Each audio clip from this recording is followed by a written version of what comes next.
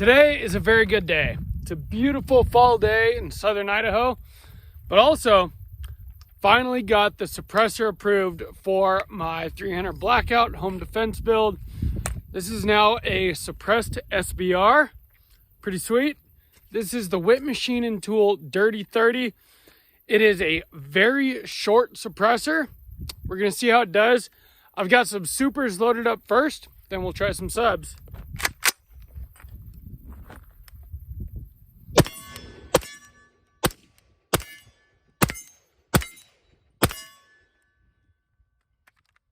All right, switch that out for some subsonics. So the first round is going to be supersonic, then it'll be subs. I had a feeling this might happen. Welcome back to Sawteeth Tactical. If you guys pay attention to my channel, you know that I'm currently working on this build series, the Dream Rifle build behind me. Well, maybe you'll remember this build from last year. This was the ultimate home defense build.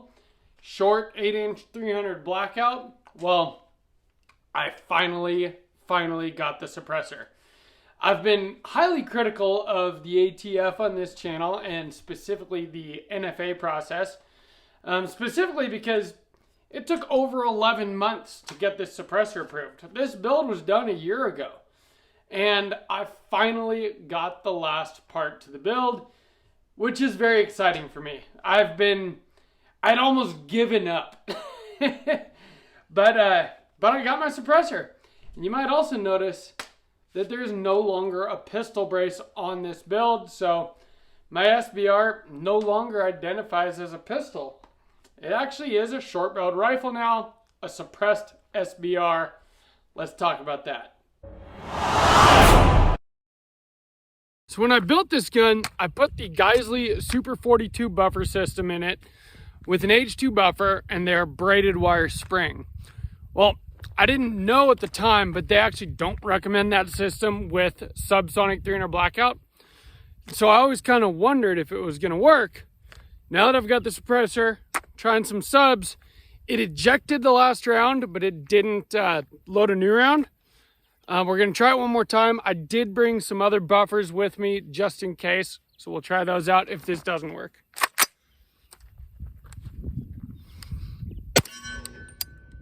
Yep. Ejected, but didn't load the next round. I'm going to try a carbine buffer in it. The entire point of this build is to have a short, maneuverable home defense weapon.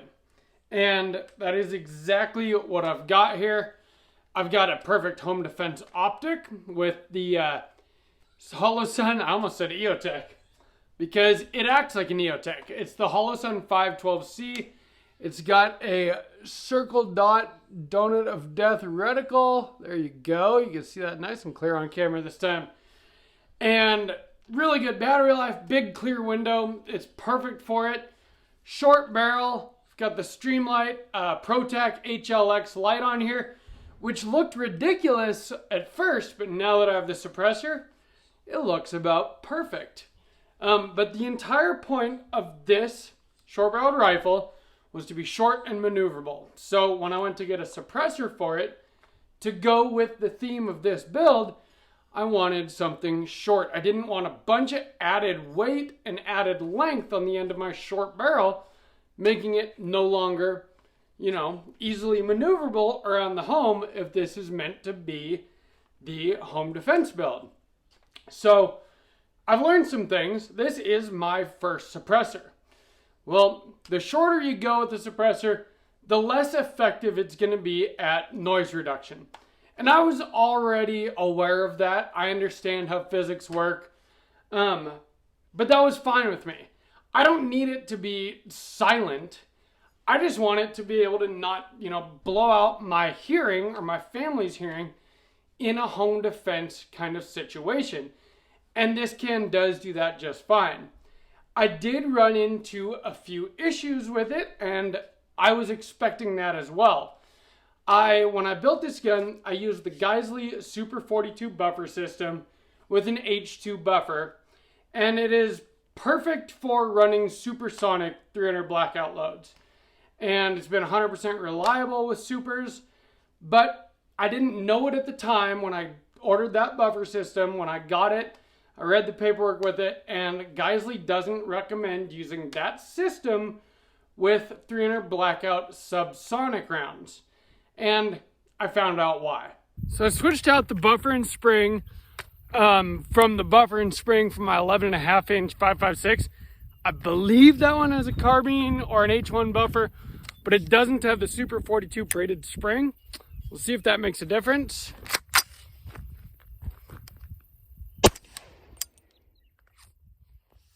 Still didn't cycle. I got another one to try, but let's try this one more time first.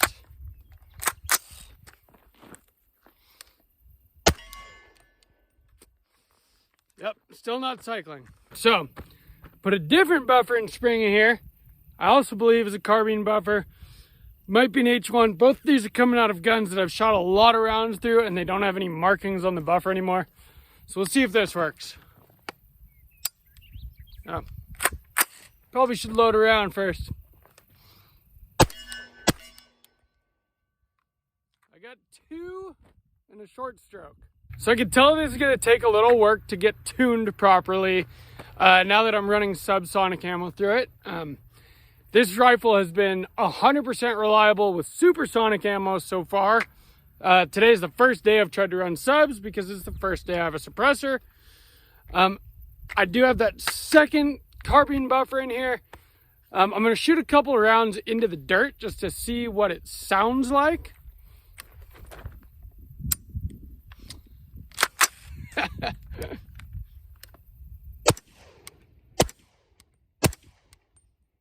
Seems to be cycling.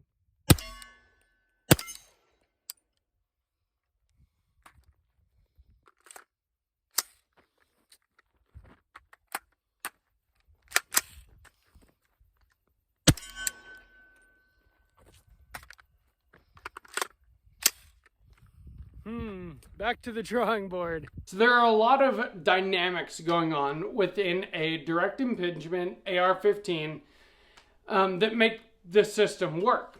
And one of the things that you have, no matter what kind of round you're firing, whether it's 5.56, 300 Blackout, whatever, you have dwell time once the round passes your gas block, but before it leaves the muzzle, where there is pressure coming back into the system to cycle your action.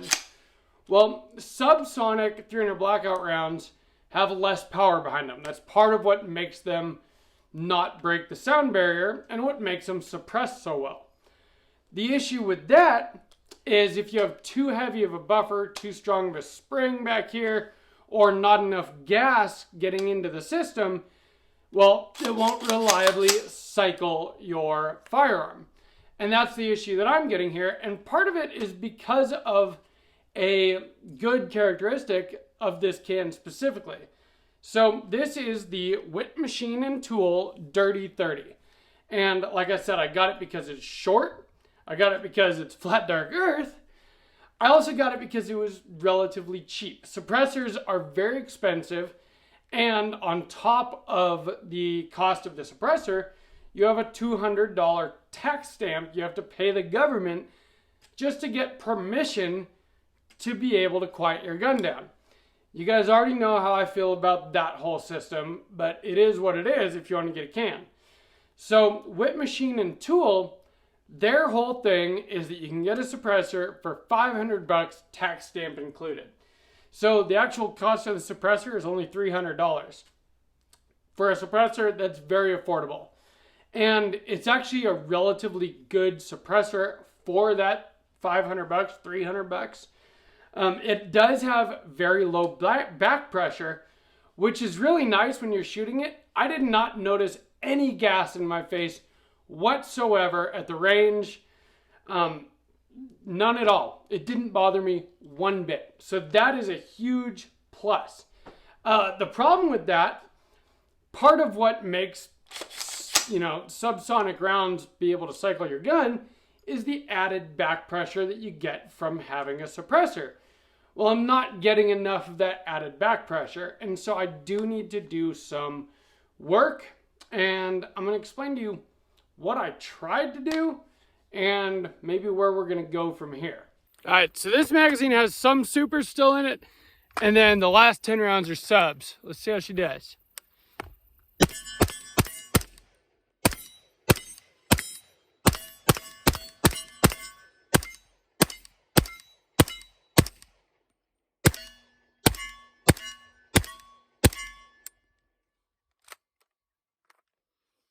Ran the whole magazine, didn't lock back. All right, so this magazine is only subs again. It did just run 10 subs without issue, just didn't lock back on the last round. So let's try subs again. I took off the hearing protection and see if it really is hearing safe. Let's go into the dirt first. Still pretty loud. I think I'll put the ears back on. So I already knew that I was probably going to have issues because of what Geisley says about their Super 42 buffer system.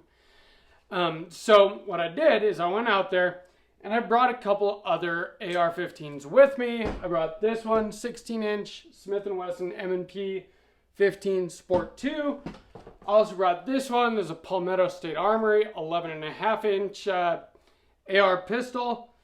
And I brought those because I figured they have standard buffer springs and probably lighter buffers than a H2, which is what I put in this. So I did, first I tried the buffer and spring out of this one when the Super 42 H2 wouldn't cycle, and it didn't do much better. I think I got maybe like 2 rounds at a time. So then I ran the buffer and spring out of this setup, and it did better. I think at the most I got 10 rounds in a row that cycled and ran perfectly fine.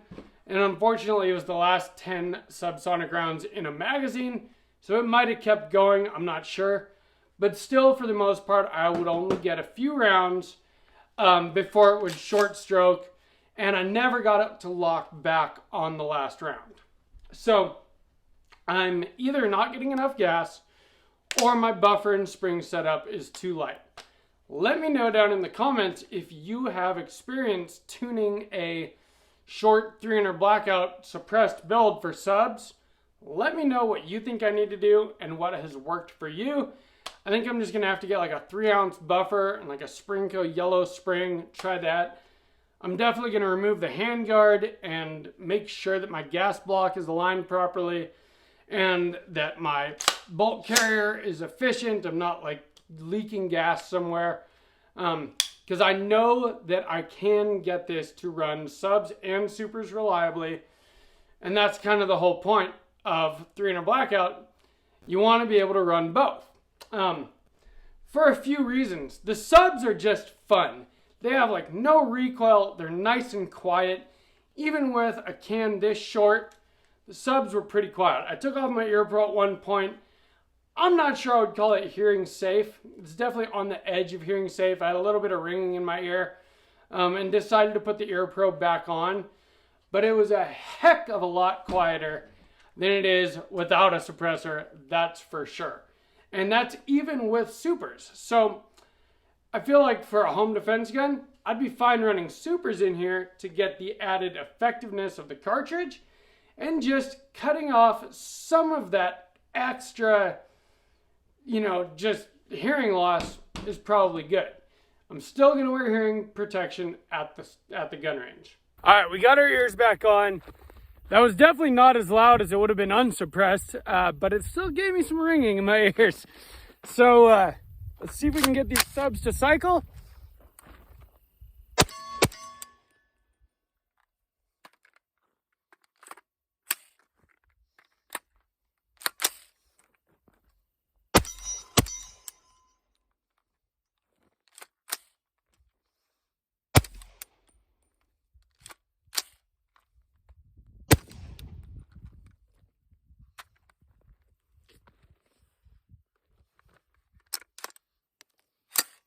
So we are having some reliability issues, which I did expect. I figured I would have to do some tuning That's why I brought 2 other ARs that I own with me, both 5.56 guns, but both with lighter buffers and springs. Right now I've got the one from my 16-inch 5.56 AR in here. It seems to be working the best. It'll cycle a few rounds before it stops, which is better than the Super 42 buffer system was doing, which would not even cycle a single round. Still got some subs left. Let's see how they do. We're having fun.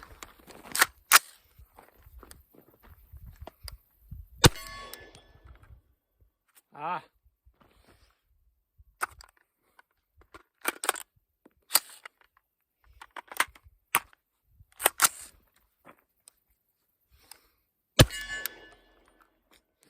Man, yeah, getting the same thing every time.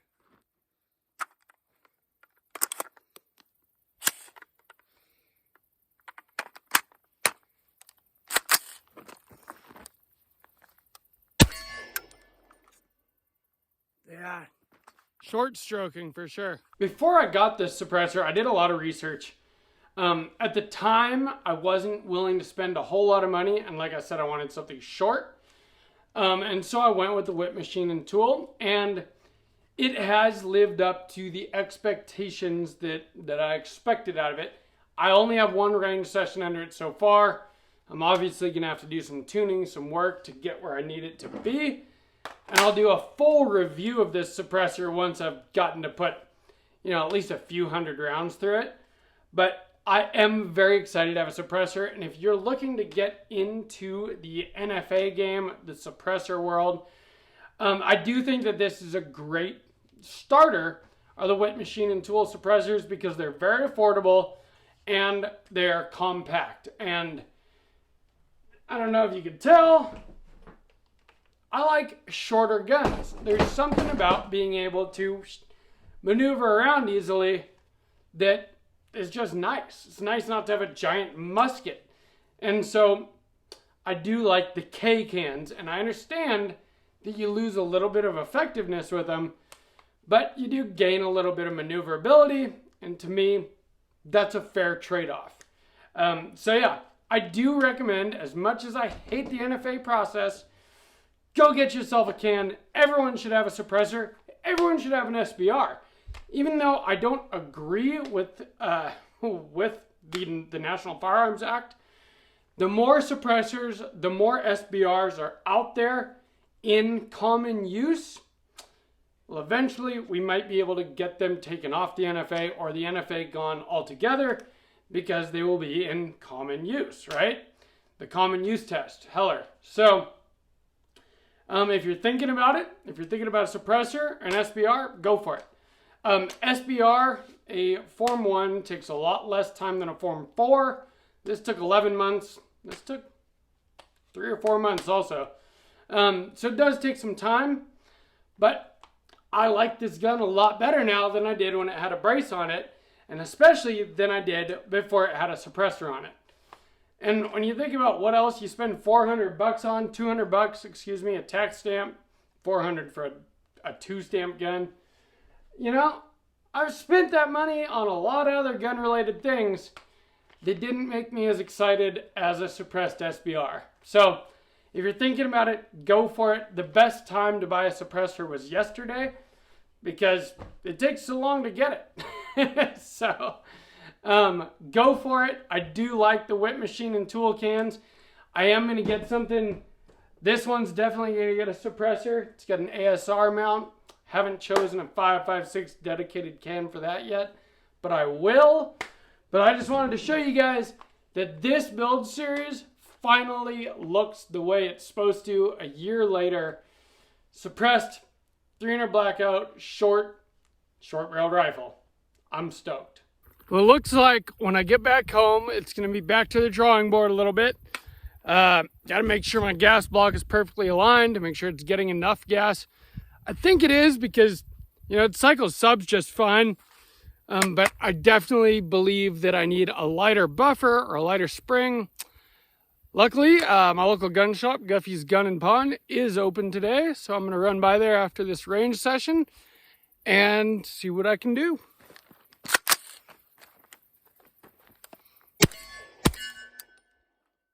Got two.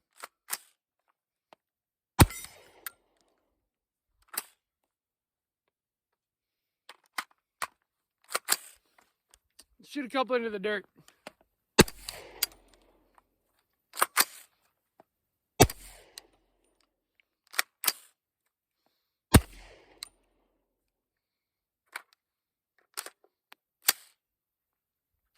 All right, we got our last 2 rounds.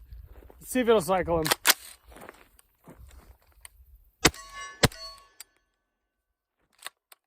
Yeah. Stoked. If you enjoyed this video, hit the like button, share it. Leave me a comment on what you think about the NFA, the ATF, but also suppressors, Witt machine and tool, SBRs, the whole process, and especially if you have any good advice for me to tune this thing to get it to run subs and supers reliably. I know I can do it. I just got to figure out how. So if you have any valuable information for me, please let me know. Make sure you're subscribed. And from Sawtooth Tactical, stay strapped or get clapped.